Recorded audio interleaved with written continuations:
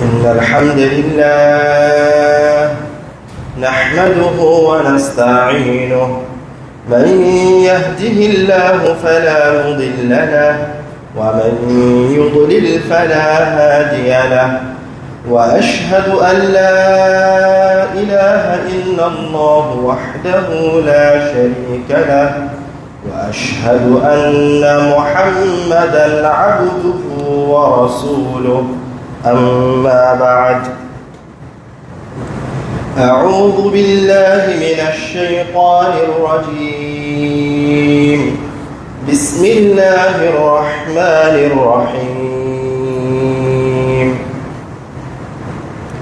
الله نزل أحسن الحديث كتابا متشابها مثاني تقشعر منه جلود الذين يخشون ربهم ثم تلين جلودهم وقلوبهم إلى ذكر الله ذلك هدى الله يهدي به من يشاء ومن يضلل الله فما له من هاد. ذكر في الحديث عن عثمان رضي الله تعالى عنه قال رسول الله صلى الله عليه وسلم خيركم من تعلم القرآن وعلمه. وعن أنس رضي الله تعالى عنه قال رسول الله صلى الله عليه وسلم إنا لله أهلين من الناس قيل من هم يا رسول الله قال أهل القرآن هم أهل الله وخاصته. وعن عقبة بن عامر رضي الله تعالى عنه خرج رسول الله صلى الله عليه وسلم ونحن في الصفة فقال أيكم يحب أن يغدو كل يوم إلى بطحان أو العقيق فيأتي منه بناقتين كوماوين من غير إثم ولا قطع رحم. قلنا كلنا نحب ذلك يا رسول الله. فقال أفلا يغدو أحدكم إلى المسجد فيعلم أو يقرأ آيتين من كتاب الله خير له من ناقتين وثلاث خير له من ثلاث وأربع خير له من أربع. وعن أمامة الباهلي رضي الله تعالى عنه قال رسول الله صلى الله عليه وسلم اقرأوا القرآن فإنه يأتي يوم القيامة شفيعا لأصحابه يقرأ الزهراوين البقرة وسورة آل عمران فإنهما تأتيان يوم القيامة كأنهما غمامتان أو غيايتان أو كأنهما فرقان من طير صواف تحاجان عن أصحابهما اقرأوا سورة البقرة فإن أخذها بركة وتركها حسرة. وعن أبي سعيد الخدري رضي الله تعالى عنه قال رسول الله صلى الله عليه وسلم من قرأ سورة الكهف في يوم الجمعة أضاء له نور ما بين الجمعتين. وفي رواية قال من حفظ 10 آيات من أول سورة الكهف عصم من الدجال. সমস্ত প্রশংসা সেই মহান রব্বুল আলামিনের শানে নিবেদিত যার অশেষ কৃপায় মহিমায় যার করুণায় আমরা আজ তার ঘরে উপস্থিত হতে পেরেছি তার দরবারে জানাই লাখো কোটি শুকরিয়া আলহামদুলিল্লাহ। দরুদ ও সালাম বর্ষিত হোক প্রিয় নবী মানবতার মুক্তির দূত যিনি আমাদেরকে অন্ধকার যুগ থেকে আলোর পথে নিয়ে এসেছেন, আমাদেরকে মহান রব্বুল আলামিনের সর্বশেষ মুআজিজা সর্বশেষ কিতাব পরিপূর্ণরূপে উত্তম রূপে শিক্ষাদান করেছেন। সেই প্রিয় নবীর উপর হাজারো দরুদ ও সালাম বর্ষিত হোক। সকলেই বলি সাল্লাল্লাহু আলাইহি ওয়াসাল্লাম। বিভিন্ন আলোচনায় খুতবায় আমরা বিভিন্ন বিষয় সম্পর্কে শ্রবণ করে এসেছি। সালাত, সিয়াম, হজ, যাকাত, পিতামাতার প্রতি দায়িত্ব কর্তব্য, সুদ, ঘুষ, প্রতিবেশীর অধিকার। আর আজকে আমরা যে বিষয় নিয়ে আলোচনা করব সেই বিষয় হচ্ছে যত বিষয় সম্পর্কে আপনি আলোচনা শুনেছেন, যত বিষয়ে আসমান এবং জমিনের মাঝে রয়েছে তার মাঝে সর্বশ্রেষ্ঠ, সবচেয়ে উত্তম, সবচেয়ে দামি এবং মূল্যবান বিষয় আল কোরআন। কেন আল কোরআন সবচেয়ে মূল্যবান এবং দামি বিষয়? আল্লাহ রাব্বুল আলামিন রাসূল সাল্লাল্লাহু আলাইহি ওয়াসাল্লামকে সর্বশ্রেষ্ঠ রাসূল এবং শ্রেষ্ঠ রাসূলের যে মর্যাদা দিয়েছেন, এটা এই কারণে যে আল্লাহ রাব্বুল আলামিন তার নিকটে সর্বশেষ এবং সবচেয়ে শ্রেষ্ঠ মুআজিজা আল কোরআন প্রদান করেছেন। আমি আপনি সর্বশ্রেষ্ঠ উম্মত এই কারণে যে আল্লাহ রাব্বুল আলামিন আমাদেরকে ওই উম্মত হওয়ার সৌভাগ্য দান করেছেন যাদেরকে কোরআনুল কারীম প্রদান করা হয়েছে। আরো সহজ করবে, পুরো বছরে সকল সময়ের মাঝে সবচেয়ে শ্রেষ্ঠ মাস কোনটি? রমাদান মাস। রমাদানের মাসের সর্বোত্তম সময় কোনটি? শেষ দশক। শেষ দশকের মাঝে সর্বোত্তম সময় হচ্ছে লাইলাতুল কদর। লাইলাতুল কদর কেন? এই পুরা বছরের মাঝে রমজান মাসের মাঝে শেষ দশকের মাঝে লাইলাতুল কদর কেন? কেন আল্লাহ রাব্বুল আলামিন বলেছেন ইন্না আনজালনাহু ফি লাইলাতুল কদর।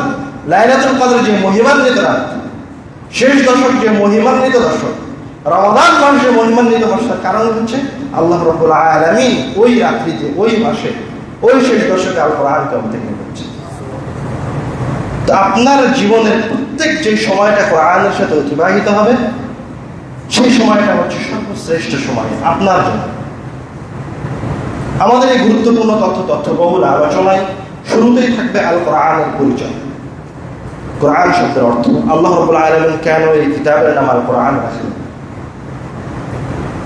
তারপরে থাকবে কোরআনুল কারীমের বৈশিষ্ট্য, তারপরে থাকবে কোরআনুল কারীমের ফজিলত। এইভাবে আমরা আমাদের ধারাবাহিক আলোচনা সম্পূর্ণ করার চেষ্টা করব ইনশাআল্লাহ। আল্লাহ রাব্বুল আলামিন জিবরিল আমিনের মাধ্যমে মুহাম্মদ সাল্লাল্লাহু আলাইহি ওয়াসাল্লামের নিকটে যে কিতাব, যে ওহী প্রেরণ করেছেন তার নামে আল কোরআন। আল্লাহ রাব্বুল আলামিন কোরআনুল কারীমে বলেছেন শাহরু রমাদানাল্লাযী উনজিলা ফীহিল কুরআন হুদান লিন-নাসি ওয়া বায়িনাতিন মিনাল হুদা ওয়াল ফুরকান। আল্লাহ রাব্বুল আলামিন বলেছেন রমজান মাস তো সেটাই যাতে আমি মানুষের জীবনের সকল কিছুর বর্ণনা, মানুষের জন্য দিশায় এবং হক ও বাতিলের মাঝে পার্থক্যকারী আল কোরআনকে অবতীর্ণ করেছি। আল্লাহ রাব্বুল আলামিন স্বয়ং নিজে এই কিতাবের নাম রেখেছেন আল কোরআন। এখন আমাদের প্রশ্ন হচ্ছে, আল্লাহ রাব্বুল আলামিন এত শত শত নাম ছেড়ে দিয়ে উত্তম সুন্দর অর্থবহ নাম ছেড়ে তার কিতাবের নাম আল কোরআন রাখলেন কেন? এই উত্তর পাওয়ার জন্য আমাদেরকে সর্বপ্রথম আল কোরআন শব্দের অর্থ জানতে হবে। আরবি ভাষায় কোন শব্দের অর্থ জানার জন্য তার মূল অক্ষরের দিকে ফিরে যেতে হয়। মূল অক্ষরের উপর ভিত্তি করে একটা শব্দের একাধিক অর্থ হয় আরবি ভাষায়। আল কোরআন শব্দটি যদি কাফ রা নুন থেকে হয় তাহলে তার অর্থ হবে সংযুক্ত, মিলিত। আল কোরআন যদি আল কিরা থেকে হয় তাহলে তার অর্থ হবে দস্তরখানা বা মায়না। আমরা দেখি আল্লাহ রাব্বুল আলামিন আল কোরআন শব্দটা তার কিতাবে কি অর্থে নিয়ে এসেছেন, তাহলে আমরা তার অর্থ নির্ধারণ করতে পারব, তার মূল অক্ষর নির্ধারণ করতে পারব। আল্লাহ রাব্বুল আলামিন কোরআনুল কারীমে বলেছেন লা তুহাররিক বিহি লিসানাকা লিতা'জালা বিহি ইন্না আলাইনা জামআহু ওয়া কুরআনা। হে মুহাম্মদ সাল্লাল্লাহু আলাইহি ওয়াসাল্লাম, আপনি কোরআনুল কারীমকে মুখস্থ করার জন্য, হিফাজত করার জন্য তাড়াহুড়া করিয়েন না। ইন্না আলাইনা জামআহু ওয়া কুরআনা, আমার উপরে দায়িত্ব রয়েছে কোরআনুল কারীমকে জমা করা এবং এই কোরআনুল কারীমকে পড়ানো। এই জায়গায় আল্লাহ রাব্বুল আলামিন এই শব্দটিকে পাঠ করা, পড়া অর্থে নিয়ে এসেছেন। আল্লাহ রাব্বুল আলামিন সূরা আলাকে বলছেন ইকরা বিসমি রাব্বিকাল্লাযী খালাক, পড়ো তোমার প্রভুর নামে। এই জায়গায় আল্লাহ রাব্বুল আলামিন কাফ রা হামজা এই মাদ্দা থেকে পড়া অর্থে শব্দটিকে ব্যবহার করেছেন। আমরা বুঝতে পারছি যে আল্লাহ রাব্বুল আলামিন এই কিতাবের নাম দিয়েছেন আল কোরআন, এবং আল্লাহ রাব্বুল আলামিন এই কিতাবের অর্থ যেটা আমরা বুঝবো বাংলা ভাষায় সেটা হচ্ছে পাঠ করার কিতাব, তেলাওয়াতের কিতাব, অধ্যয়নের কিতাব। মনে রাখবেন আল্লাহ রাব্বুল আলামিন কোরআনুল কারীমে যে অক্ষর নিয়ে এসেছেন, যে শব্দ নিয়ে এসেছেন, যে আয়াত নিয়ে এসেছেন, এই প্রত্যেকটা আয়াত, অক্ষর এবং বাক্যের পিছনে রয়েছে অসংখ্য কারণ। প্রত্যেকটা আয়াতের পিছনে রয়েছে অসংখ্য কারণ এবং অসংখ্য রহস্য। কেননা কোরআনুল কারীম মুআজিজা, অনর্থক কোনো শব্দ নেই, কোনো বাক্য নেই, কোনো অক্ষর নেই। তো আল কোরআন নাম রাখলে পিছনে অসংখ্য কারণ রয়েছে, তার মাঝে আমরা সবচেয়ে গুরুত্বপূর্ণ একটি কারণ শুধুমাত্র উল্লেখ করব। কেন আল্লাহ রাব্বুল আলামিন তার কিতাবের নাম রাখলেন তেলাওয়াত করার কিতাব, পাঠ করার কিতাব? আরো অসংখ্য নাম আছে, শত শত নাম আছে। মূল্যায়ন কেন এটা রাখা হবে? কোরআনুল কারীমে এবং রাসূল সাল্লাল্লাহু আলাইহি ওয়াসাল্লামের সুন্নাতে, হাদিসে যত হাদিস এবং যত আয়াত কোরআনের ফজিলত সংশ্লিষ্ট বর্ণনা করা হয়েছে, কেউ যদি কোরআনুল কারীম থেকে কোনো প্রকার উপকার লাভ করতে চায়, বিন্দু পরিমাণ ফায়দা লাভ করতে চায়, তাহলে তাকে কোরআনুল কারীম তেলাওয়াত করতে হবে, তাহলে তাকে কোরআনুল কারীম অধ্যয়ন করতে হবে, তাহলে সে কোরআন থেকে ফায়দা, উপকারিতা লাভ করতে পারবে। এই জন্য আল্লাহ রাব্বুল আলামিন এই কিতাবের নাম রাখলেন আল কোরআন। আমি মনে হয় আপনাকে স্পষ্ট করতে পারিনি। আপনি যদি কোরআনুল কারীম দিয়ে একটা দুর্গ নির্মাণ করেন, সেই দুর্গের নিচে যে আশ্রয় গ্রহণ করেন, তো এই কোরআনুল কারীম আপনার বিন্দু মাত্র উপকার করতে পারবে না। আপনি যদি কোরআনুল কারীম সারাদিন আপনার সাথে নিয়ে ঘুরে বেড়ান, তো এই কোরআনুল কারীম আপনার সরিষা সমপরিমাণ উপকার করতে পারবে। কিন্তু কোরআনুল কারীমের একটা আয়াত তেলাওয়াত করেন, অধ্যয়ন করেন, পাঠ করেন, সাথে সাথে আপনি উপকৃত হবেন। এই জন্য আল্লাহ রাব্বুল আলামিন তার কিতাবের নাম রেখে দিয়েছেন আল কোরআন। কেউ যদি কোনোভাবে কোরআনুল কারীমের মাধ্যমে উপকার লাভ করতে চায়, রোগ থেকে আরোগ্য চায়, বিপদ বালা থেকে মুক্তি চায়, শয়তান থেকে আশ্রয় চায়, জীবনে সফল হতে চায়, হেদায়েত চায়, তাহলে তাকে কোরআনুল কারীম তেলাওয়াত করতে হবে। যারা তাবিজ দিচ্ছে আপনাদেরকে, তারা কোরআনুল কারীমের আয়াতকে সংখ্যায় রূপান্তরিত করে আপনাদেরকে তাবিজ দিয়ে বলছে এটা তোমাদেরকে বিভিন্ন ধরনের ওয়াসওয়াসা, বিভিন্ন ধরনের শয়তান থেকে বাঁচিয়ে রাখবে, তোমাদের রুটি রুজিতে বরকত দান করবে।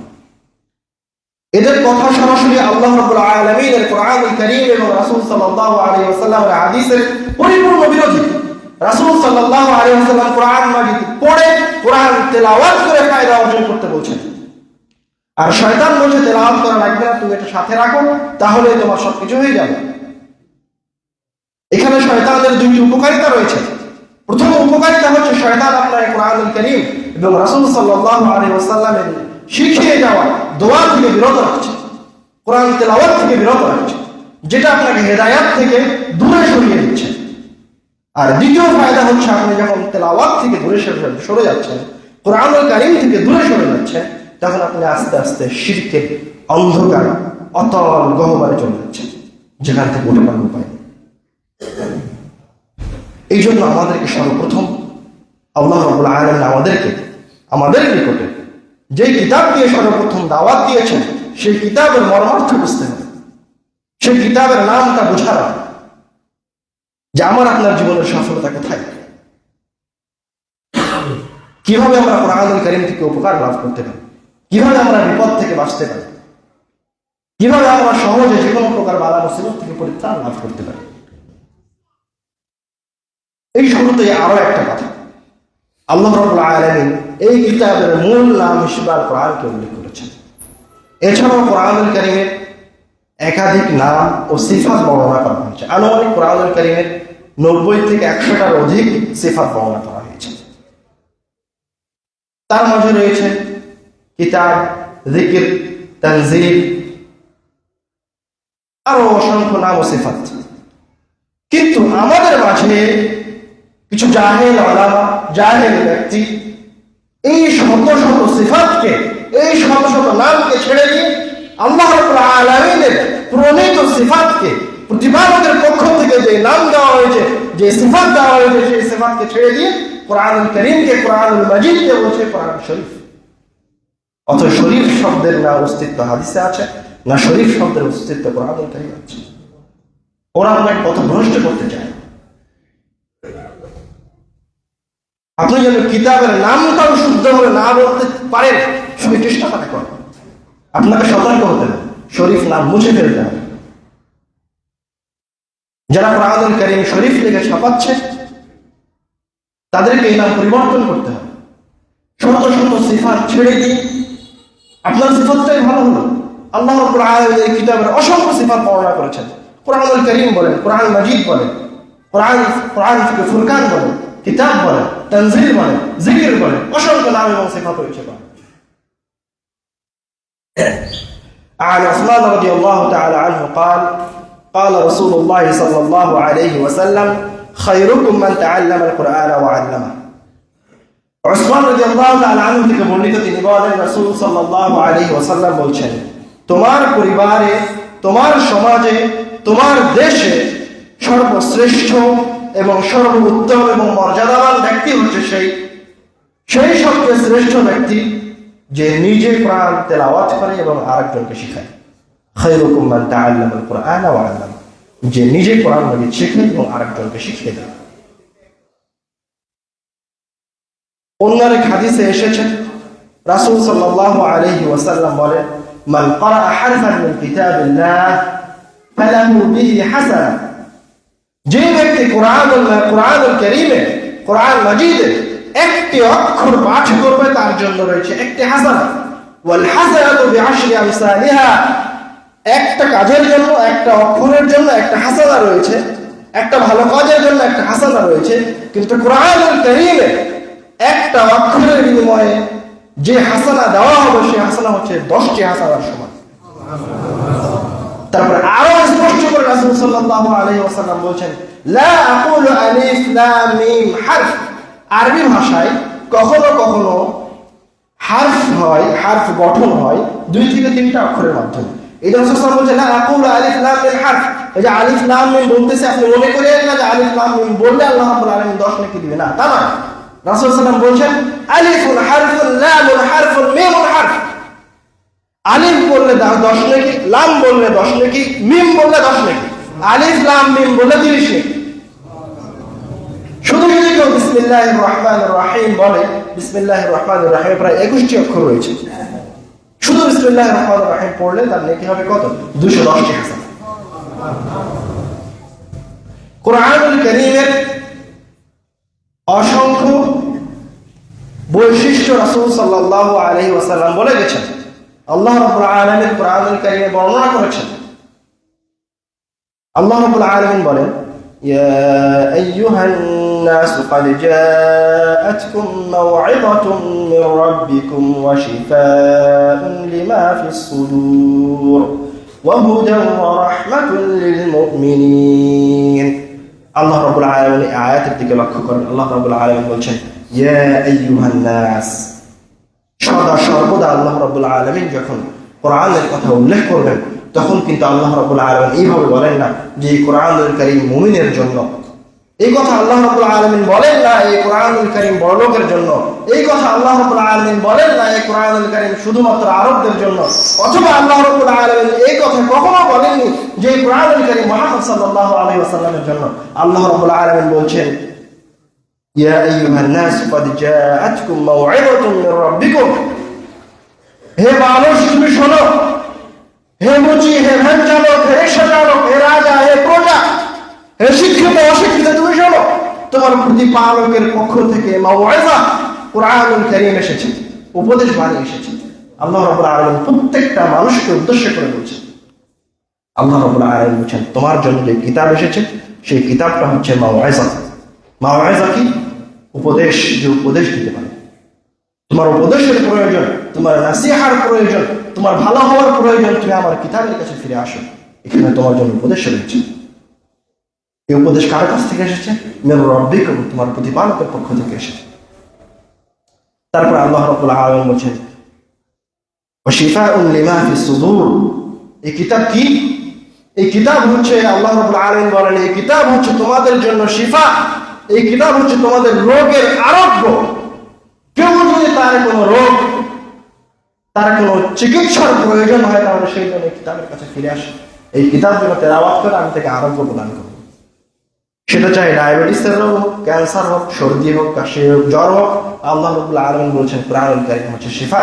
কোরআনুল কারীম তেলাওয়াত করে আল্লাহ রাব্বুল আলামিন তাকে রোগ থেকে আরোগ্য প্রদান করবেন। আল্লাহ রাব্বুল আলামিন বলছেন, শিফাa'un লিমা ফিস সুদূর, তোমাদের অন্তরে যে বক্রতা রয়েছে, তুমি যে পথভ্রষ্ট, তুমি যে যখন তখন ভুল পথে চলে যাও, তোমাদের এই অন্তরের যে সমস্যা রয়েছে, তুমি যে ঈমানের উপর টিকতে পারো না, তারও চিকিৎসা আমার এই কিতাবের মাঝে রয়েছে। শিফাউল লিমা ফিস সুদূর, তোমার এই বক্র অন্তরকে সোজা করে দিবে। তুমি কোরআনের কাছে ফিরে আসো। তারপর আল্লাহ রাব্বুল আলামিন বলেন হুদা ওয়া রাহমাতুল লিল মুমিনিন, এই কিতাব হচ্ছে মুমিনদের জন্য রহমত, এই কিতাব হচ্ছে হেদায়েত। আমরা যত কিছু বললাম, অথবা আমাদের জীবনের যত সম্পদ আছে, আমাদের জীবনে যত যা আছে, সবচেয়ে মূল্যবান, সবচেয়ে শ্রেষ্ঠ এবং সবচেয়ে দামি জিনিস হচ্ছে হেদায়েত। সবচেয়ে দামি জিনিস কি? সবচেয়ে দামি জিনিস হচ্ছে হেদায়েত। কেন সবচেয়ে দামি জিনিস হেদায়েত? যদি আপনার কাছে হেদায়েত না থাকে, তাহলে আপনার কোনো আমল, কোনো কাজ, কোনো ভালো কাজ, কোনো কিছু কোনো কাজে আসবে না। তো আল্লাহ রাব্বুল আলামিন বলছেন এই কোরআন হচ্ছে হেদায়েত। এই কোরআনের নিকটে আসলে আল্লাহ রাব্বুল আলামিন এই কোরআন দিয়ে, যে কোরআন তেলাওয়াত করবে, সেই কোরআন দিয়ে আল্লাহ রাব্বুল আলামিন আপনাকে হেদায়েত প্রদান করবে। এই কোরআনের হচ্ছে হেদায়েত। শুধু হেদায়েত নয়, আল্লাহ রাব্বুল আলামিন বলছেন ইন্না হাযাল কুরআন ইয়াহদি লিল্লাতী হিয়া আকওয়াম, এই কোরআনুল কারীম তোমাকে শুধু সঠিক পথ দিবে না, আরবি ভাষায় ব্যবহার করা হয়েছে আকওয়াম, তোমাকে ওই পথে তুলে দিবে, তোমাকে ওই রাস্তায় তুলে দিবে যেটা সবচেয়ে সঠিক, যেটা সবচেয়ে বিশুদ্ধ। আপনার সামনে বিভিন্ন মানহাজ, বিভিন্ন মতবাদ, বিভিন্ন দল, বিভিন্ন ফিরকা, বিভিন্ন মাযহাব রয়েছে, আপনি কোথায় যাবেন? মুক্তির পথ কোথায়? রাসূল আল্লাহ রাব্বুল আলামিন বলেন ইন্না হাযাল কুরআন ইয়াহদি লিল্লাতী হিয়া আকওয়াম, আপনি কোরআনের কাছে ফিরে আসেন, কোরআনকে অনুধাবন করার চেষ্টা করেন, কোরআনের আয়াতের অর্থগুলি পড়েন। এই কোরআন আপনাকে আকওয়াম, সবচেয়ে সঠিক, সবচেয়ে শ্রেষ্ঠ, সবচেয়ে মর্যাদাবান জায়গায় পৌঁছে দেবে। এটা হচ্ছে কোরআনুল কারীমের একটা ক্ষমতা। আল্লাহ রাব্বুল আলামিন এই ক্ষমতা, মনোযোগ দিয়ে শোনেন, আল্লাহ রাব্বুল আলামিন এই ক্ষমতা, এই ক্ষমতার কথা আল্লাহ রাব্বুল আলামিন কোরআনুল কারীমের সাথে উল্লেখ করেছে, অন্য কারোর সাথে উল্লেখ করেনি। আসমান এবং জমিনের মাঝে আল্লাহ রাব্বুল আলামিন এই ক্ষমতা, এই সিফাত অন্য কারোর সাথে উল্লেখ করেননি। আল্লাহ রাব্বুল আলামিন শুধুমাত্র কোরআনুল কারীমের সাথে উল্লেখ করে বলছেন এই কোরআনুল কারীম তোমাদেরকে হেদায়েত দেবে। হেদায়েত কি জিনিস? আমরা তো বুঝলাম হেদায়েত অনেক মূল্যবান জিনিস, জীবনের সবচেয়ে শ্রেষ্ঠ জিনিস। এখন হেদায়েতের অর্থটা একটু জেনে নেই, তাহলে আরো বুঝতে সুবিধা হবে। কোন শব্দের অর্থ, প্রকৃত অর্থ যদি জানার প্রয়োজন হয়, তাহলে দেখতে হবে আরবরা ওই শব্দটাকে কিভাবে ব্যবহার করত। আরবরা যখন শত শত উটের কাফেলা নিয়ে মরুভূমির মাঝে দিয়ে বের হতো, অথবা শত শত উটের সংমিশ্রণে একটা উটের পাল যখন কোথাও যেত, তখন এই উটের পালের সামনে একটা উট থাকতো, যে উটটা আগে আগে যায় আর সকল উট তার অনুসরণ করে। তো যে উটটা আগে থাকে ওই উটটাকে আরবরা বলতো হাদি, অর্থাৎ পিছনে যে উটগুলো রয়েছে ওই উটের জন্য পথ প্রদর্শক। আরবরা এই শব্দটাকে এইভাবে ব্যবহার করত। আর আল্লাহ রাব্বুল আলামিন কোরআনুল কারীমে বলছেন ওয়ালাকিন জাআলনাহু নূরান নাহদি বিহি মান নাশা। আল্লাহ রাব্বুল আলামিন বলছেন এই কিতাবকে, এই বইকে আমি একটা প্রদীপ করে দিয়েছি।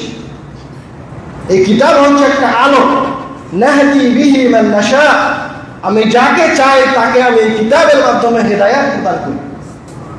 কিভাবে?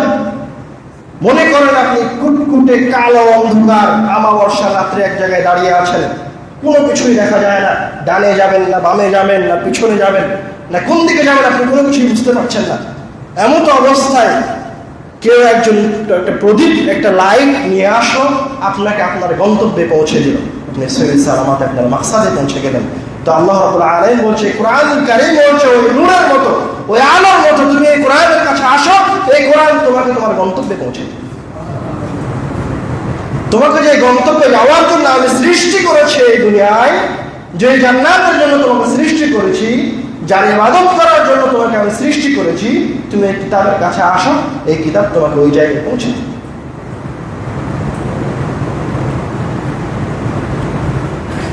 রাসূল সাল্লাল্লাহু আলাইহি ওয়াসাল্লাম বলেন, ইন্না লিল্লাহি আহলিনা মিনান নাস। এই দুনিয়াতে মহান আল্লাহ রাব্বুল আলামিনের একটি পরিবার রয়েছে। আল্লাহ রাব্বুল আলামিনের পরিবার রয়েছে এই দুনিয়াতে। বোঝার চেষ্টা করেন, আপনার যেমন পরিবার রয়েছে, আপনার পরিবারে 5 জন সদস্য রয়েছে, সেই রকম রাসূল সাল্লাল্লাহু আলাইহি ওয়াসাল্লাম বলছেন এই দুনিয়াতে আল্লাহ রাব্বুল আলামিনের একটি পরিবার রয়েছে। তখন সাহাবারা জিজ্ঞাসা করছে, আল্লাহ রাব্বুল আলামিনের পরিবার, চিন্তা করা যায় মহান রাব্বুল আলামিনের পরিবার, যিনি পৃথিবী জাহানের মালিক, তার পরিবার এই দুনিয়াতে রয়েছে। তখন সাহাবারা জিজ্ঞাসা করছে, কিরা মান হুম ইয়া রাসূলুল্লাহ, হে আল্লাহর রাসূল, তারা কারা যা আল্লাহ রাব্বুল আলামিনের পরিবার? তখন রাসূল সাল্লাল্লাহু আলাইহি ওয়াসাল্লাম বলছেন, আহলুল কুরআন হুম আহলুল্লাহি ওয়া খাসাতুহু। আল্লাহ রাব্বুল আলামিনের পরিবার হচ্ছে তারাই যারা কোরআনুল কারীমকে বুকে ধারণ করে, যারা কোরআনুল কারীম চর্চা করে, ওইভাবে কোরআন মাজিদকে বোঝার চেষ্টা করে যেইভাবে রাসূল সাল্লাল্লাহু আলাইহি ওয়াসাল্লাম বুঝিয়ে গেছেন।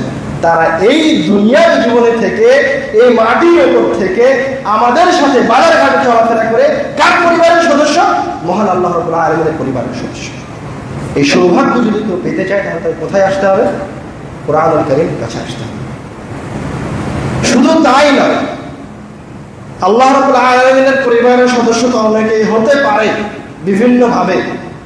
তা আল্লাহ রাসূল সাল্লাল্লাহু আলাইহি ওয়াসাল্লাম বলছেন, ওয়া খাসাতুহু, তারা শুধুমাত্র আল্লাহ রাব্বুল আলামিনের পরিবারের সদস্য নয়, বরং তারা আল্লাহ রাব্বুল আলামিনের নিকটে বিশেষ ব্যক্তিবর্গ, ভিআইপি ব্যক্তিবর্গ, যাদের জন্য রয়েছে আল্লাহ রাব্বুল আলামিনের বিশেষ দৃষ্টি, বিশেষ রহমতের দৃষ্টি। عن عبد الله بن مسعود رضي الله تعالى عنه قال قال رسول الله صلى الله عليه وسلم اقرأوا القرآن। রাসূল সাল্লাল্লাহু আলাইহি ওয়াসাল্লাম বলেন, তোমরা কোরআন তেলাওয়াত করো। فإن الله تعالى لا يعذب قلبا مع القرآن।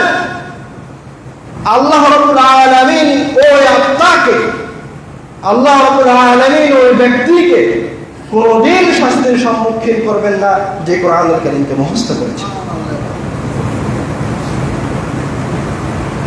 তারপর রাসূল সাল্লাল্লাহু আলাইহি ওয়াসাল্লাম বলেন, ইন্না হাযাল কুরআন মা'জাবাতুল্লাহ ফামান দাখালা ফীহি ফাহুয়া আমিন। এই কোরআন মাজিদ হচ্ছে আল্লাহ রাব্বুল আলামিনের মেহমানখানা। এই কোরআন মাজিদ হচ্ছে আল্লাহ রাব্বুল আলামিনের পক্ষ থেকে আমাদের জন্য দেয়া দস্তরখানা। ফামান দাখালা ফীহি ফাহুয়া আমিন। যে ব্যক্তি আল্লাহ রাব্বুল আলামিনের কাছে, আল্লাহ রাব্বুল আলামিনের মেহমানখানায় প্রবেশ করলো, ফাহুয়া আমিন, তাকে স্বয়ং আল্লাহ রাব্বুল আলামিন নিরাপত্তা প্রদান করবেন। আপনি মনে হয় বুঝতে পারেননি নিরাপত্তার কথা।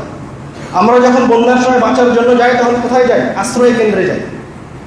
গুলি থেকে বাঁচার জন্য কি করি? বুলেট প্রুফ জ্যাকেট পরিধান করি। বোমা থেকে বাঁচার জন্য আমরা সেফ হাউসে আশ্রয় গ্রহণ করি।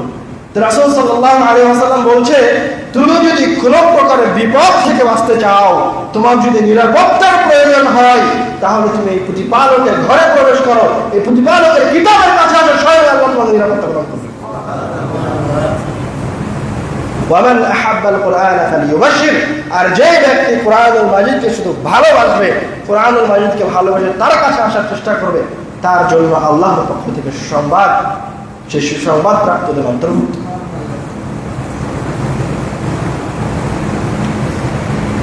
আমরা আমভাবে কোরআনুল কারীমের ফজিলত বলে আসতেছি, মর্যাদা বলে আসছি। এখন আমরা কোরআনুল কারীমের ছোট ছোট কিছু অংশের ফজিলতের দিকে যাব। আমি আপনি চাইলেই পূর্ণ কোরআন মাজিদ পড়ে শেষ করতে পারবেন। আমাদের মতো দুর্বল বান্দারা, দুর্বল ঈমানের ব্যক্তিরা চাইলেই কোরআনুল কারীম তেলাওয়াত করে শেষ করতে পারবেন। এই কথা রাসূল সাল্লাল্লাহু আলাইহি ওয়াসাল্লামও জানতেন, এই কথা আল্লাহ রাব্বুল আলামিনও জানেন। এই জন্য আল্লাহ রাব্বুল আলামিন আমাদের জন্য ছোট ছোট সূরা প্রদান করেছেন, যে ছোট সূরা পাঠ করলে বেশি নেকি পাওয়া যায়, যে ছোট সূরা পাঠ করলে নিরাপত্তা পাওয়া যায়, যে ছোট সূরা পাঠ করলে রোগ থেকে আরোগ্য পাওয়া যায়। এরকম অসংখ্য সূরা রাসূল সাল্লাল্লাহু আলাইহি ওয়াসাল্লাম আমাদের জন্য নির্বাচন করেছেন। عن أبي سعيد الخدري رضي الله تعالى عنه قال قال رسول الله صلى الله عليه وسلم أبو سعيد الخدري থেকে বর্ণিত রাসূল সাল্লাল্লাহু আলাইহি ওয়াসাল্লাম বলেছেন من قرأ سورة الكهف في يوم الجمعة أضاء له نور ما بين الجمعتين যেই ব্যক্তি জুমার দিনে শুক্রবারে সূরাতুল কাহফ তেলাওয়াত করবে আল্লাহ রাব্বুল আলামিন এই জুমার দিনে সূরা কাহফ তেলাওয়াত করার বিনিময়ে তার ঈমানে একটি তাজাল্লি প্রদান করবেন, তার ঈমানকে সূরা কাহফের বিনিময়ে আলোকিত করে দিবেন, যে আলোটা আগামী জুমা পর্যন্ত জ্বলতে থাকবে। সূরা কাহফ তেলাওয়াত করলে যদি এই জুমায় আপনি তেলাওয়াত করেন তাহলে আগামী জুমা পর্যন্ত, আগামী শুক্রবার পর্যন্ত আপনার ঈমান জল করতে থাকবে। ফায়দা কি? আপনি যদি এই জুমার থেকে আগামী জুমার মাঝখানে মারা যান তাহলে আপনার ঈমান কি অবস্থায় থাকলো? উজ্জ্বল অবস্থায় থাকবে। রাসূল সাল্লাল্লাহু আলাইহি ওয়াসাল্লাম আপনাদের দিকে তাকিয়ে আমাদের মতো দুর্বল ঈমানের ব্যক্তি আসবে বলেই এই সমস্ত হাদিস বলে গেছেন, সহজ করে দিয়েছেন আমাদের জন্য। عن أبي الدرداء رضي الله تعالى عنه قال قال رسول الله صلى الله عليه وسلم أبو الدرداء رضي الله تعالى عنه থেকে বর্ণিত রাসূল সাল্লাল্লাহু আলাইহি ওয়াসাল্লাম বলেন من حفظ 10 آيات من أول سورة الكهف যে ব্যক্তি সূরা কাহফের প্রথম 10 আয়াত মুখস্থ করবে উসিমা মিনাদ দাজ্জাল আল্লাহ রাব্বুল আলামিন তাকে দাজ্জালের ফিতনা থেকে পরিত্রাণ দান করবেন। দাজ্জালের ফিতনা কি জিনিস, কত কঠিন, এটা বোঝার জন্য আপনাকে রাসূল সাল্লাল্লাহু আলাইহি ওয়াসাল্লামের কাছে ফিরে যেতে হবে। স্বয়ং রাসূল শ্রেষ্ঠ ব্যক্তি সকাল সন্ধ্যা দাজ্জালের ফিতনা থেকে আল্লাহ রাব্বুল আলামিনের কাছে পরিত্রাণ পেয়েছেন। আমি আপনি তো সাধারণ ব্যক্তি। কেন? আল্লাহ রাব্বুল আলামিন দাজ্জালকে, এই শয়তানকে এত বড় ক্ষমতা দিয়েছেন যে তার এক হাতে থাকবে জান্নাত আর এক হাতে থাকবে জাহান্নাম। আপনার মতো দুর্বল ঈমানের ব্যক্তি যদি জান্নাত দেখে তার সামনে, অবশ্যই সে জান্নাতে যাবে, যেতে চাইবে। তো রাসূল সাল্লাল্লাহু আলাইহি ওয়াসাল্লাম বলছে তার জান্নাত হচ্ছে প্রকৃত জাহান্নাম আর তার জাহান্নাম হচ্ছে প্রকৃত জান্নাত। কত কঠিন ফিতনা আপনি চিন্তা করতে পারেন। এরকম কঠিন ফিতনা থেকে বাঁচার জন্য উপায় রাসূল সাল্লাল্লাহু আলাইহি ওয়াসাল্লাম বলে দিয়েছেন। সূরা কাহফের প্রথম 10 আয়াত মুখস্থ করুন, আল্লাহ রাব্বুল আলামিন দাজ্জালের এই ভয়াবহ ফিতনা থেকে আপনাকে রক্ষা করবেন।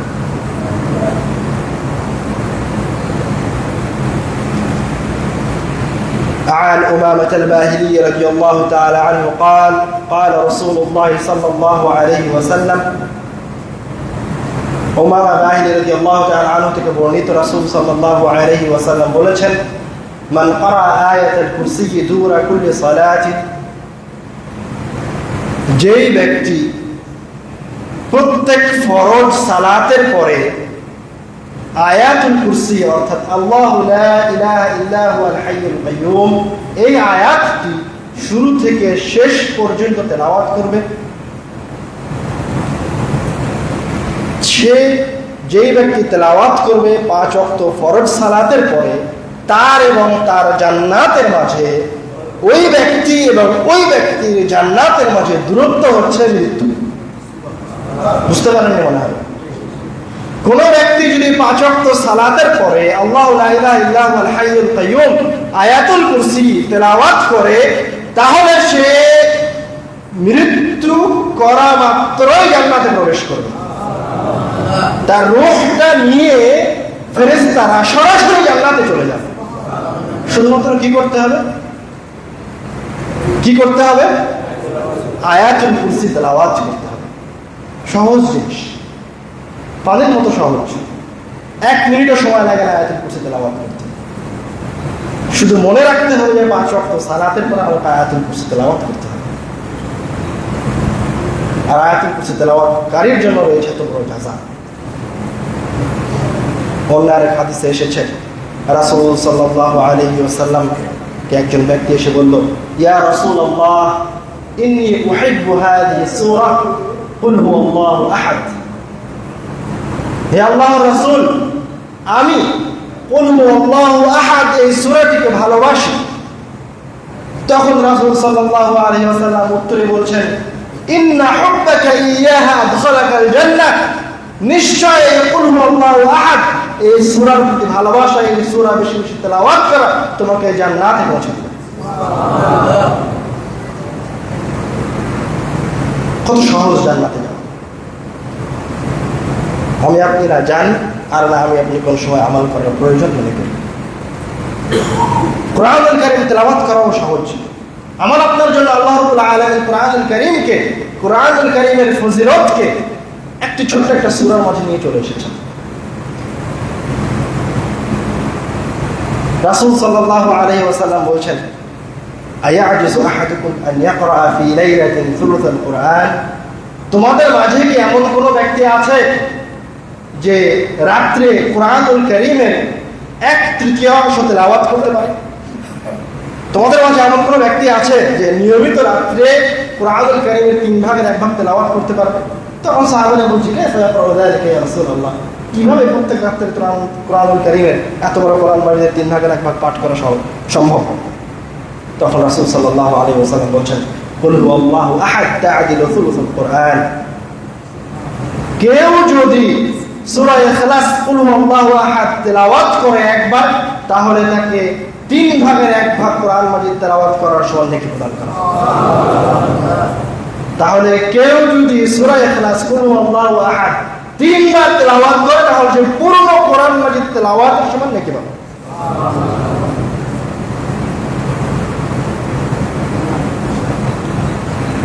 عن عائشة رضي الله تعالى عنها قالت عن عائشة رضي الله تعالى عنها قالت عائشة رضي الله تعالى عنها تكبروني تتنبالي إذا مرض أحد من أهله كان رسول الله صلى الله عليه وسلم إذا مرض أحد من أهله রাসূল সাল্লাল্লাহু আলাইহি ওয়াসাল্লামের পরিবারের মাঝে থেকে কেউ যদি অসুস্থ হতেন, তাহলে রাসূল সাল্লাল্লাহু আলাইহি ওয়াসাল্লাম তাকে মুআউযাতাইন তথা সূরা ফালাক এবং সূরা নাস পড়ে ফু দিতেন। আয়েশা রাদিয়াল্লাহু তাআলা আনহা বলেন, যখন রাসূল সাল্লাল্লাহু আলাইহি ওয়াসাল্লাম নিজেও অসুস্থ হতেন, তখন তিনি সূরা ফালাক এবং সূরা নাস পড়ে নিজের শরীরে ফু দিতেন।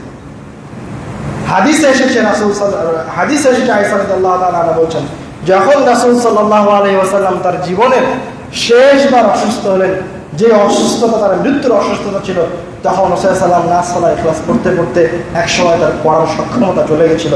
তখন আয়েশা রাদিয়াল্লাহু তাআলা আনহা বলছে, আমি তখন নাস সালাহ ইখলাস পড়ছিলাম আর রাসূল সাল্লাল্লাহু আলাইহি ওয়াসাল্লামের গায়ে হাত বুলিয়ে দিচ্ছিলাম। কেউ যদি রোগ থেকে আরোগ্য পেতে চায়, তাহলে কি করতে হবে? নাস সালাহ পড়তে হবে। কেউ যদি রোগ থেকে আরোগ্য পেতে চায়, তাহলে কি করতে হবে? নাস আর ফালাক করতে হবে। عن عقبة بن عامر رضي الله تعالى عنه قال بينما أنا أسير مع رسول الله صلى الله عليه وسلم بين الجحفة والأبواء। عقبة رضي الله تعالى عنه বলছে, আমি রাসূল সাল্লাল্লাহু আলাইহি ওয়াসাল্লামের সাথে একদা সফরে বের হয়েছি, মুসাফির অবস্থায় বের হয়েছি। বের হয়ে জুহফা এবং আবওয়া নামক দুটি জায়গার মাঝামাঝিতে অবস্থান করছি। إذ غشيتنا ريح وظلمة شديدة, এমত অবস্থায় প্রচন্ড ঝড়ো হাওয়া শুরু হলো, প্রচন্ড ঝড় শুরু হলো, চতুর্দিকে অন্ধকার হয়ে গেল। فجعل رسول الله صلى الله عليه وسلم يتعوذ بأعوذ برب الفلق وأعوذ برب الناس। রাসূল সাল্লাল্লাহু আলাইহি ওয়াসাল্লাম এই ভয়ঙ্কর পরিস্থিতিতে আল্লাহ রাব্বুল আলামিনের নিকটে সূরা নাস এবং সূরা ফালাক পড়ে আশ্রয় প্রার্থনা করতে লাগলেন। এবং তার সঙ্গে উকবাকে বলছেন, ইয়া উকবা তাআওয়ায বিহিমা, উকবা তুমিও এই নাস এবং সূরা ফালাক পড়ে আল্লাহ রাব্বুল আলামিনের নিকটে বিপদ থেকে আশ্রয় চাও। মানে বিপদ থেকে আশ্রয় প্রার্থনা করার জন্য যদি কোনো সময় বিপদে পড়েন, তাহলে কোন সূরা তেলাওয়াত করতে হবে? নাস ফালাক তেলাওয়াত করতে হবে। বিপদ থেকে আশ্রয় পাওয়ার ব্যবস্থা হচ্ছে সূরা নাস এবং সূরা ফালাক তেলাওয়াত। عن عقبة بن عامر رضي الله تعالى عنه قال خرج رسول الله صلى الله عليه وسلم ونحن في الصفة। عقبة بن عامر رضي الله تعالى عنه থেকে বর্ণিত, তিনি বলেন, আমরা মসজিদে নববীর ছায়াতলে অবস্থান করছি। রাসূল সাল্লাল্লাহু আলাইহি ওয়াসাল্লাম তার বাড়ি থেকে বের হয়ে আসলেন এবং বললেন, আইয়ুকুম ইউহিব্বু আন ইয়াগদু কুল্লা ইয়াওমিন ইলা বুতহান আও আল-আকিক فيأتي منه بناقتين كوماوين من غير إثم ولا قطع رحم। হে আমার সাহাবা, হে মসজিদে উপস্থিত মুসাল্লি বৃন্দ, আপনাদের মাঝে কি এমন কেউ আছে যে কোনো প্রকার পাপ কাজে লিপ্ত হবে না, আত্মীয়তার সম্পর্ক ছিন্ন করবে না, প্রধান অথবা আতিক নামক বাজারে গিয়ে ফ্রিতে উঁচু কোচ বিশিষ্ট সবচেয়ে দামি 2টি উট ফ্রিতে নিয়ে আসবে। রাসূল সাল্লাল্লাহু আলাইহি ওয়াসাল্লামের যুগে সবচেয়ে দামি সম্পদ ছিল উট, আর উটের মাঝে সবচেয়ে দামি উট হচ্ছে উঁচু কোচ বিশিষ্ট উটনি। তো রাসূল সাল্লাল্লাহু আলাইহি ওয়াসাল্লাম বলছে, তোমাদের মাঝে কেমন কেউ আছে যে ফ্রিতে 2টি উটনি নিয়ে আসবে, উঁচু কোচ বিশিষ্ট 2টি উটনি নিয়ে আসবে? তখন সাহাবায়ে কেরাম বলছে, কুল্লুনা নুহিব্বু যালিকা ইয়া রাসূলুল্লাহ। মাশাআল্লাহ, অনেক বড় অফার, ফ্রিতে এত দামি 2টি উট পাওয়া যাবে। কুল্লুনা নুহিব্বু যালিকা ইয়া রাসূলুল্লাহ, আমরা সবাই যেতে চাই হে আল্লাহর রাসূল, আপনি বলেন কিভাবে সম্ভব? তখন রাসূল সাল্লাল্লাহু আলাইহি ওয়াসাল্লাম বলছেন, আফালা ইয়াগদু আহাদুকুম ইলাল মাসজিদ ফায়া'লাম আও ইয়াকরা আয়াতাyn মিন কিতাবিল্লাহ খায়রুন লাহু মিন নাফাতাyn। তোমাদের মাঝে থেকে, এই পাড়ার এই মুসল্লিদের মাঝে থেকে কেউ যদি মসজিদে গিয়ে 2টি আয়াত তেলাওয়াত করে, নিজে তেলাওয়াত করে, অথবা আরেকজনকে 2টি আয়াত তেলাওয়াত করে শোনায় বা শিখিয়ে দেয়, তাহলে আল্লাহ রাব্বুল আলামিন তাকে 2টি আয়াতের বিনিময়ে সবচেয়ে দামি 2টি উটের চাইতে বেশি নেকি তার আমলনামায় লিপিবদ্ধ করবে।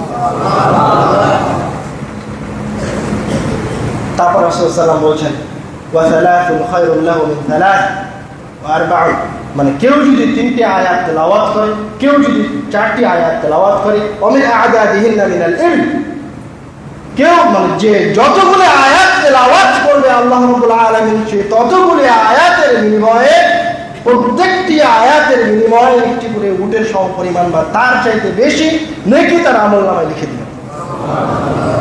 এই নেকি কোন নেকির উপরে?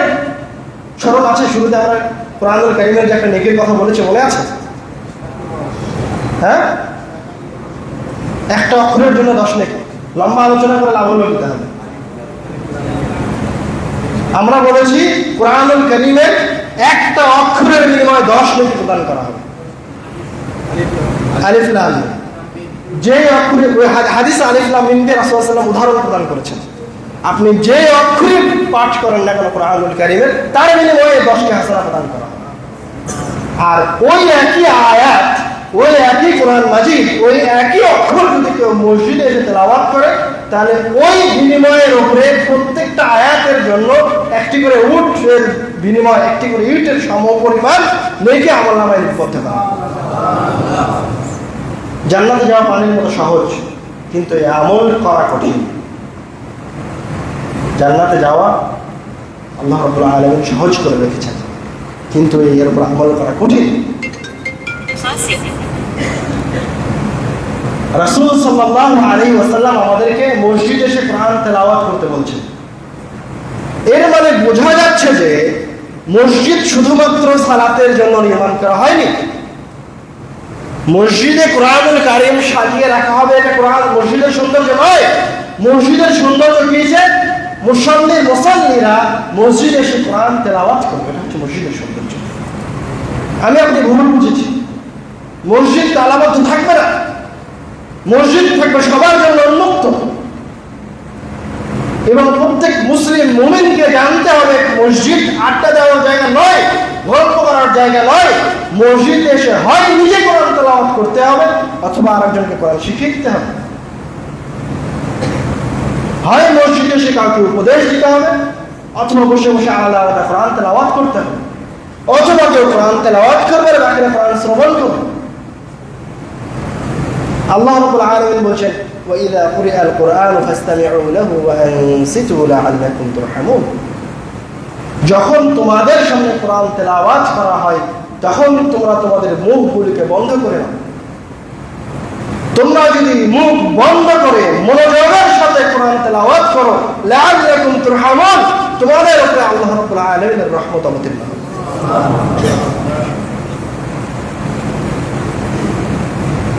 মানে কোরআনুল কারীমের অন্যান্য ফজিলতের সাথে আরো একটা ফজিলত একটা হলো কি, যে কেউ যদি কোরআন মাজিদ শ্রবণ করে তাহলে তার উপর রহমত অবতীর্ণ হয়, যদি পড়ে তাহলে কি হবে?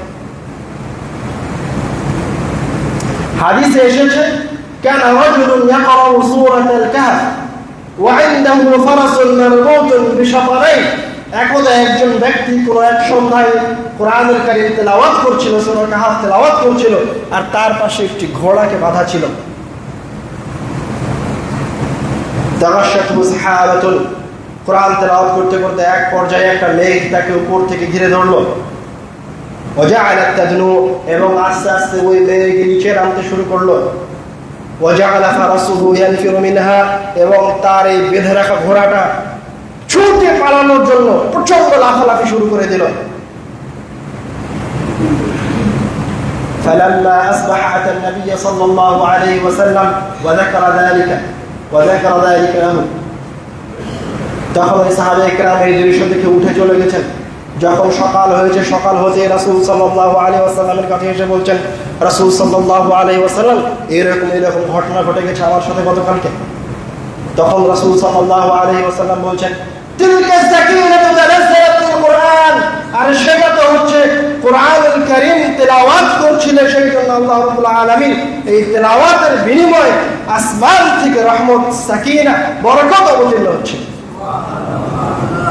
অন্য আরেক বর্ণনায় এসেছে তিলকাল মালাইকাতু দানাত বিসাউতিকা, তারা হচ্ছে আল্লাহ রাব্বুল আলামিনের ফেরেশতা। তোমার কোরআন তেলাওয়াত শুনে, তোমার কোরআনুল কারীমের পাঠ শুনে শ্রবণ করার জন্য, যখন তারা কোরআনুল কারীমের তেলাওয়াত শুনেছে তখন সেটা শ্রবণ করার জন্য ওই দল তোমার কাছে নিকট, তোমার কাছে চলে এসেছে। তুমি যদি সকাল পর্যন্ত কোরআন তেলাওয়াত করতে থাকতে, তাহলে সাধারণ জনগণ তোমার অন্যান্য বন্ধুরা ফেরেশতাদেরকে সকালবেলায় দেখতে পেত। তোমরা তাদেরকে দেখতে, তুমি কোরআন তেলাওয়াত করতে, কিন্তু ফেরেশতারা পালিয়ে যেত। এটা হচ্ছে কোরআনুল কারীমের ক্ষমতা, এটা হচ্ছে কোরআনুল কারীমের মর্যাদা, এটা হচ্ছে কোরআনুল কারীমের ফজিলত। কোরআনুল কারীমের ফজিলত আমাদেরকে বুঝতে হবে, কোরআনুল কারীমের নিকটে যাওয়ার চেষ্টা করতে হবে। আল্লাহ রাব্বুল আলামিন আমাদেরকে কোরআনুল কারীমকে শক্তভাবে আঁকড়ে ধরার তৌফিক দান করুন।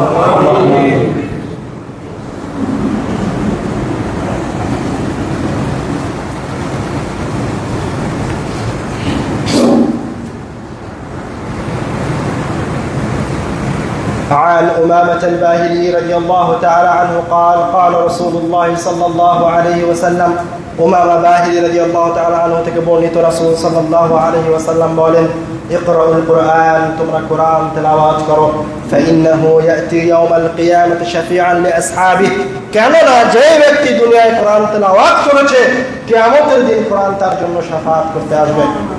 শাফাআত মানে কি জানেন? শাফাআত মানে কিয়ামতের দিন ওই ব্যক্তির জন্য কোরআন মাজিদ আল্লাহ রাব্বুল আলামিনের নিকটে সে সুপারিশ করবে যে আল্লাহ, সে আমাকে দুনিয়াতে তেলাওয়াত করেছে, তুমি তাকে জান্নাত দান করো। রাসূল সাল্লাল্লাহু আলাইহি ওয়াসাল্লাম বলেন, ইকরাউল কুরআন ফাইন্নাহু ইয়াতি ইয়াউমাল কিয়ামাতি শাফিআন লিআসহাবিহি। ইকরাউজ যাহরাওয়াইন, তোমরা দুইটি উজ্জ্বল, দুইটি শক্তিশালী এই সূরাকে তেলাওয়াত করো। আল বাকারা ওয়া সূরাত আলে ইমরান, তোমরা সূরা বাকারা এবং সূরা আলে ইমরান তেলাওয়াত করো। বিশেষভাবে তোমরা এই দুটি উজ্জ্বল সূরাকে তেলাওয়াত করো। কেন? فإنهما تأتيان يوم القيامة كأنهما غمامتان, তারা কিয়ামতের দিন আসবে এবং তাদের আকৃতি হবে কাআন্নাহুমা গামামাতান, দুইটি মেঘের মতো, আও গায়ায়াতান, অথবা দুইটি সামিয়ানার মতো, আও কাআন্নাহুমা ফিরকান মিন তায়রিন সাওয়াফ, অথবা তাদের আকৃতি হবে ডানা মেলে উড়তে থাকা দুই ঝাঁক পাখির মতো। কিন্তু তারা কিয়ামতের মাঠে সূরা বাকারা এবং সূরা আলে ইমরান তেলাওয়াতকারীর জন্য আসবে।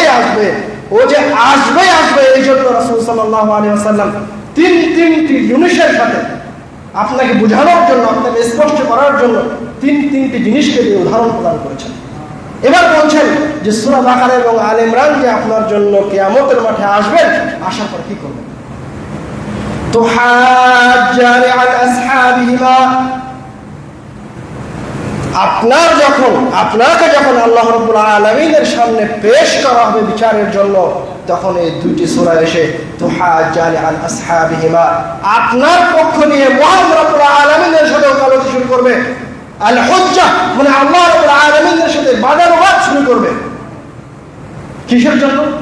সে আল্লাহ বলবে, হে আল্লাহ, এই ব্যক্তি আমাকে দুনিয়ার জীবনে তেলাওয়াত করেছে, তুমি একে কিভাবে জাহান্নামে দিবা? একে জান্নাতেই দিতে হবে। এ তেলাওয়াত করেছে, তার প্রমাণ আছে। আমি নিজে এসেছি, আমি বাকারা নিজে এসেছি, আমি আলে ইমরান নিজে এসেছি, তাকে জান্নাতে দিতেই হবে। তুহাজ্জানা আলা আসহাবিহিমা, সেই মহান আল্লাহ রাব্বুল আলামিনের সামনে, সকল কিছুর মালিক আল্লাহ রাব্বুল আলামিনের সামনে, যেই দিন কারো শাফাত করার ক্ষমতা থাকবে না, যেই দিন কেউ কারো উপকারে আসবে না,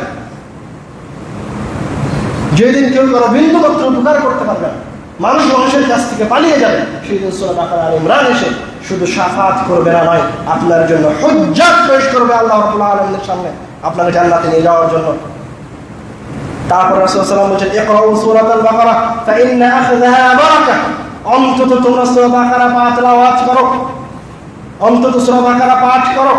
ফাইন্না আখযাহা বারাকাহ, তুমি সূরা বাকারা তেলাওয়াত করতে পারছো মানে তুমি আল্লাহ রাব্বুল আলামিনের বরকতকে ধরতে পেরেছো। ওয়া তারকাহা হাসরা, আর তুমি যদি সূরা বাকারা তেলাওয়াত করতে না পারো তাহলে তুমি হতভাগা। ওয়ালা তাস্তাতিউহুম আল-বাতারা, আর এত এত ফজিলত থাকার পরেও এক শ্রেণীর মানুষ কোরআন তেলাওয়াত করতে পারবে না, সূরা বাকারা আলে ইমরান তেলাওয়াত করতে পারবে না। তারা কারা? আল-বাতালা, যারা অলস, যারা হতভাগা, যারা তেলাওয়াত করার জন্য সবসময় মনোযোগী হয়ে থাকে না, তারা কোনোদিন এত ফজিলত থাকার পরে সফলকাম হতে পারবে না।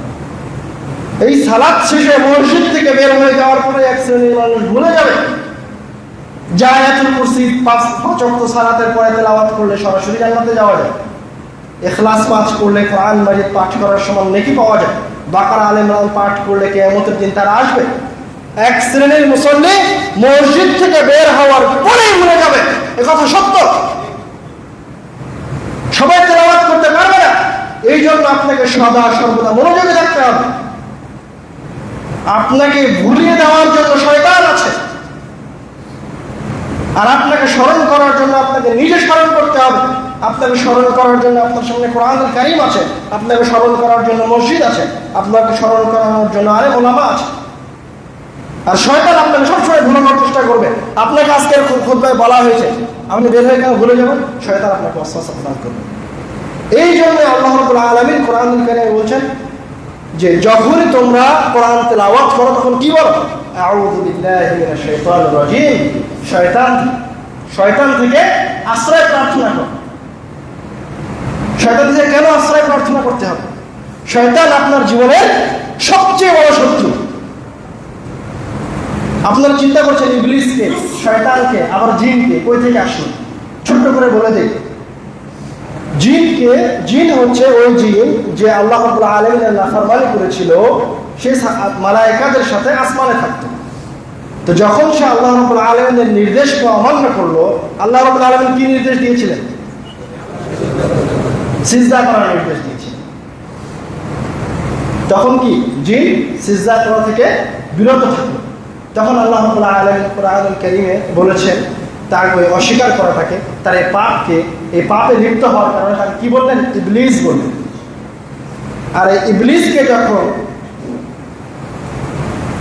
বের করে দেওয়া হলো জান্নাত থেকে, বের করে দেওয়া হলো ফেরেশতাদের মাঝে থেকে, তারপরে সে যে আল্লাহ রাব্বুল আলামিনের সাথে শপথ করলো যে আমি তোমার বান্দাদেরকে পথভ্রষ্ট করব, তারপরে কি করলো? আদম আলাইহিস সালামকে ওই ফল খাওয়ানো, যে ফল খেতে আল্লাহ রাব্বুল আলামিন নিষেধ করেছেন। তখন আল্লাহ রাব্বুল আলামিন কি বলছেন? ফাআযাল্লাহুমা শাইতান, ইবলিসের নাম কি দিয়ে দিলেন? শয়তান দিয়ে দিলেন। বুঝতে পারেননি? প্রথমে সে ছিল জিন, নিজে অপরাধ করার কারণে, আল্লাহ রাব্বুল আলামিনের মাসিয়াত করার কারণে তার নাম হলো কি? ইবলিস। তারপরে যখন সে আরেকজনকে পথভ্রষ্ট করলো, তার নাম হলো কি? শয়তান। তো আল্লাহ রাব্বুল আলামিন বলেন আউযু বিল্লাহি মিনাশ শাইতানির রাজীম, এই ওয়াসওয়াসা প্রদানকারী শয়তান থেকে তোমার নিকট আশ্রয় প্রার্থনা করছি। আর আল্লাহ রাব্বুল আলামিন কোরআনুল কারীমে বলছেন এই শয়তান মানুষের মাঝে রয়েছে, এই শয়তান জিনের মাঝে রয়েছে। ওরাই শয়তান যে নিজে ভ্রষ্ট এবং আরেকজনকে ভ্রষ্টতার দিকে নিয়ে যায়, আহ্বান করে, ওয়াসওয়াসা প্রদান করে। হাদিসে এসেছে রাসূল সাল্লাল্লাহু আলাইহি ওয়াসাল্লাম বলেন ইন্নাল কুরআন ইয়ালকা সাহিবাহু ইয়াওমাল কিয়ামাতি হিনা ইয়ানশাকু আনহু কবরুহু কাররাজুলিশ শাহিদ। কুরআনুল কারীম এই কোরআন মাজিদ কিয়ামতের দিন, বিচার দিবসের দিন, যখন মানুষকে কবর থেকে উঠানো হবে, তখন কোরআনুল কারীম, কোরআন তেলাওয়াতকারীর নিকটে একটা শুভ্র ব্যক্তির আকৃতি ধারণ করে এসে বলবে, হাল তা'রিফুনি, তুমি কি আমাকে চিনো? তখন ওই কবর থেকে উঠে আসা ব্যক্তি বলবে, মা আরিফুকা, আমি তোমাকে চিনি না। তখন আবার বলবে, হাল তা'রিফুনি, তখন আবার একই উত্তর দেবে, মা আরিফুকা। তখন কোরআনুল কারীম বলবে, ওই শুভ্র ব্যক্তি বলবে, ইন্নী সাহিবুকাল কুরআন আল্লাযী আযমা'তুকা ফিল হাওয়াজির, আমি তোমার ওই পরম বন্ধু, তোমার ওই পরম সঙ্গী, যাকে তুমি দিনের দ্বীপ্রহরে কঠিন রোদের তাপের মাঝে, গরমের মাঝে তেলাওয়াত করেছো, তেলাওয়াত করতে করতে তৃষ্ণার্ত হয়ে গেছো। আমি ওই কোরআন, তোমার ওই পরম বন্ধু, আসহারতু লাইলাক, যে তোমাকে রাত্রে জাগ্রত রাখতো, যাকে তুমি রাত জেগে জেগে তেলাওয়াত করেছো। তারপরে কি বলছে দেখেন কোরআন মাজিদ, فإن كل تاجر من وراء تجارته, প্রত্যেক ব্যবসায়ী তার লাভের পিছনে ছুটবে। وإنك اليوم من وراء كل تجارة, আর তোমার যে ব্যবসা ছিল কোরআনুল কারীমের সাথে, সেই ব্যবসা আজকে কিয়ামতের দিনে সবচেয়ে লাভজনক ব্যবসা,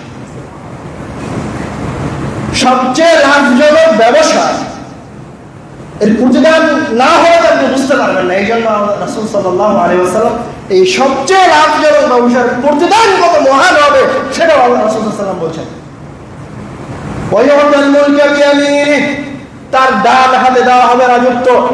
ওয়ায়ুতাল খুলদা বিশিমালিহি, এবং তার বাম হাতে দেওয়া হবে এই রাজত্বের স্থায়িত্ব। অর্থাৎ কোরআনুল কারীমের বিনিময়ে তাকে কি দেওয়া হবে? স্থায়ী রাজত্ব প্রদান করা হবে। ভুলে যেন না, আমরা কিন্তু কিয়ামতের মাঠের অবস্থার কথা বর্ণনা করছি। ভুলে যাবেন না, আমরা কিসের অবস্থা বর্ণনা করছি?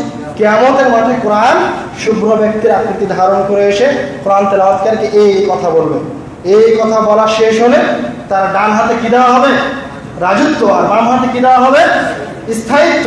এখানে শেষ না, ওয়াইউদাউ আলা রাসিহি তাজুল ওয়াকার, এই কোরআন তেলাওয়াতকারীর মাথায় তাজুল ওয়াকার, সম্মানের মুকুট পরিধান করানো হবে। ওই কিয়ামতের মাঠে কোটি কোটি মানুষ থাকবে। শুধু তাই না, সাহাবায়ে কেরাম থাকবে, সিদ্দিকীনরা থাকবে, নবীরা থাকবে, রাসূলরা থাকবে। শুধু তাই না, সব মহান রব্বুল আলামিনের সামনে আপনাকে সম্মানের মুকুট পরিধান করা। এখানে শেষ হয়ে যায়, ويجزى والداهما حلتان لا تقوم لهما الدنيا وما فيها, ওই কোরআন তেলাওয়াতকারীর পিতামাতাকে দুইটি জামা পরিধান করানো হবে, যার মূল্য হবে দুনিয়া এবং এই পৃথিবীর মাঝে যা কিছু রয়েছে এই পৃথিবীর চেয়ে বেশি দামি, যার মূল্য হবে যে মূল্যের কথা আমি আপনি চিন্তাও করতে পারি না। তখন তারা আশ্চর্য হয়ে বলবে, বিমা কুসিনা হাদিহি, কেন আমাদেরকে এত সম্মান করা হচ্ছে, কেন আমাদেরকে এত মর্যাদা দেখানো হচ্ছে? বিমা কুসিনা হাদিহি, তাও আশ্চর্য হয়ে যাবে। ওই কোরআন তেলাওয়াতকারীর পিতামাতাও আশ্চর্য হয়ে যাবে। তখন তাদেরকে বলা হবে, বিআখযি ওয়ালাদিকুমাল কুরআন, তোমাদেরকে সম্মান প্রদান করা হচ্ছে এই জন্য যে তোমার সন্তানেরা দুনিয়াতে কোরআন তেলাওয়াত করত। আমি মনে হয় আপনাকে কোরআন তেলাওয়াতের ফজিলত বুঝাতে পেরেছি না পারি। এখন আপনার কথায় আসে, আপনার অবস্থায় ফিরে আসে। আপনার হুজুর বলে রেখেছে শুদ্ধভাবে কোরআন তেলাওয়াত না করলে পাপ হবে, অশুদ্ধভাবে কোরআন তেলাওয়াত করা যাবে না। এই কথা সরাসরি রাসূল সাল্লাল্লাহু আলাইহি ওয়াসাল্লামের কথার বিপরীত।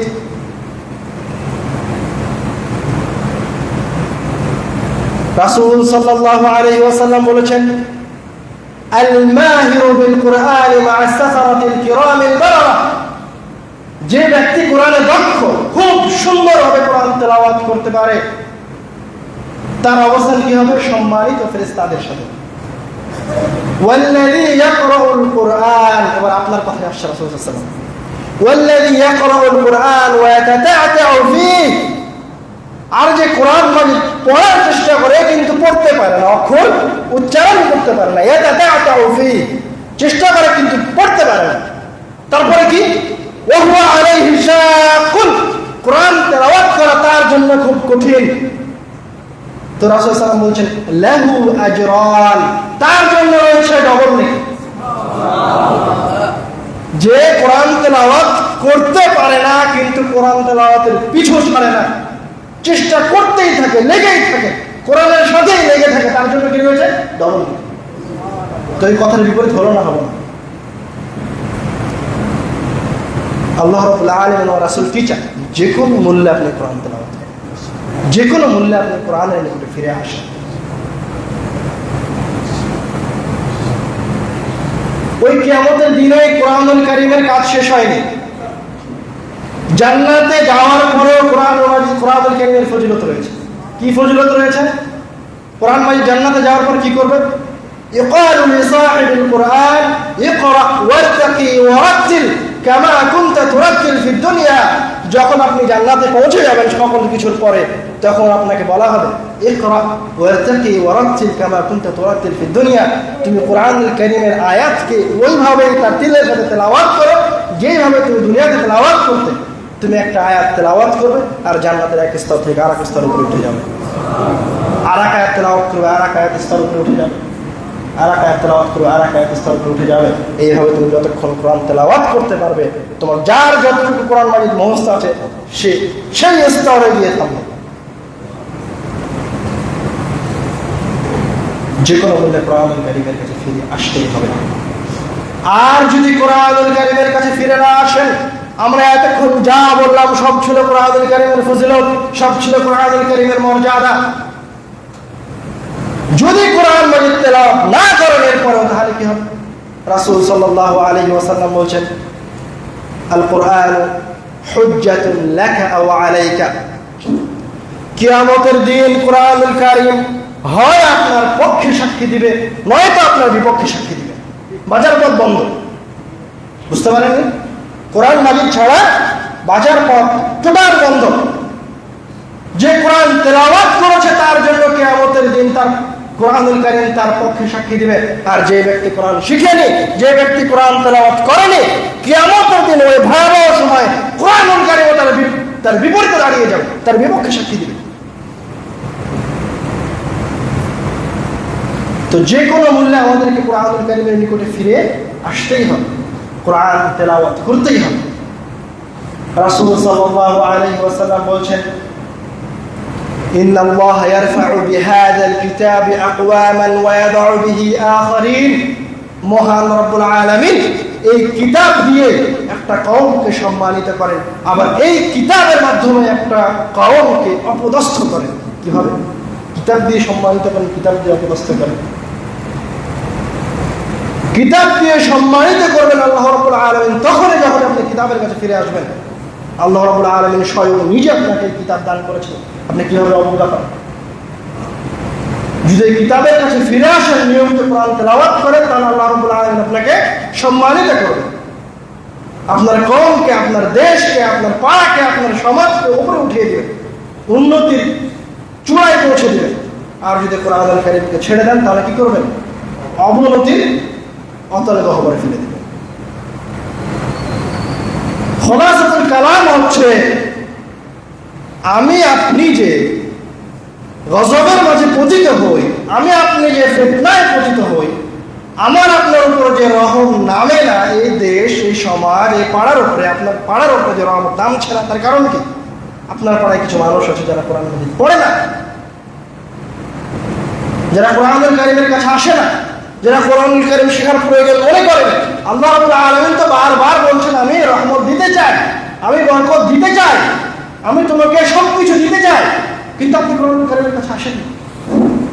যারা কোরআনুল কারীম পাঠ করতে জানে না, পড়া জানে না, যারা কোরআন মাজিদ তেলাওয়াত করে না, তারা হচ্ছে আপনার পরিবারের জন্য, এই সমাজের জন্য, এই দেশের জন্য কীটপতঙ্গ, ময়লা আবর্জনা। বুঝতে পারেননি? এদের কারণে আপনি রহমত থেকে বঞ্চিত। ওদেরকে জোর করে ধরে নিয়ে এসে কোরআন মাজিদ শিখান। ওরা এই সমাজের জন্য কীটপতঙ্গ, ওদের কোনো মূল্য নেই, ওদের জন্য আপনি অপদস্থ। যে কোনো মূল্যে কোরআনুল কারীম শিখতেই হবে, কোরআনুল কারীমের কাছে ফিরে আসতেই হবে। আল্লাহ রাব্বুল আলামিন এই কিতাবকে এত এত শক্তি দিয়ে রেখেছেন, এত এত ক্ষমতা দিয়ে রেখেছেন, যা বলে শেষ করা যাবে। আল্লাহ রাব্বুল আলামিন আপনার দুনিয়াবী জীবনের সকল প্রয়োজনীয়তা আল্লাহ রাব্বুল আলামিন কোরআন মাজিদের মধ্যে দিয়ে রেখেছেন। আমি শেষে ছোট্ট একটা উদাহরণ দিয়ে আমার আলোচনা শেষ করব। এবং আমি বিশ্বাসী যে কোরআনুল কারীমের মর্যাদা এত বেশি কেন সেটা আরো স্পষ্ট হবে। মনে করেন আমি আপনাকে একটা হাদিয়া দিলাম, আপনি খুশি হবেন না হবেন না? অবশ্যই খুশি হবেন, তাই না? তো আমার জায়গায় এসে যদি শেখ আব্দুর রাজ্জাক বিন ইউসুফ আপনাকে একটা হাদিয়া প্রদান করে, তাহলে আরেকটু বেশি খুশি হবেন না? এখন যদি ডক্টর জাকির নায়েক আসে, কাবা ঘরের ইমামরা আসে, আপনার কাছে এসে বলে এটা তোমাকে হাদিয়া হিসেবে প্রদান করলাম, অনেক খুশি লাগবে না?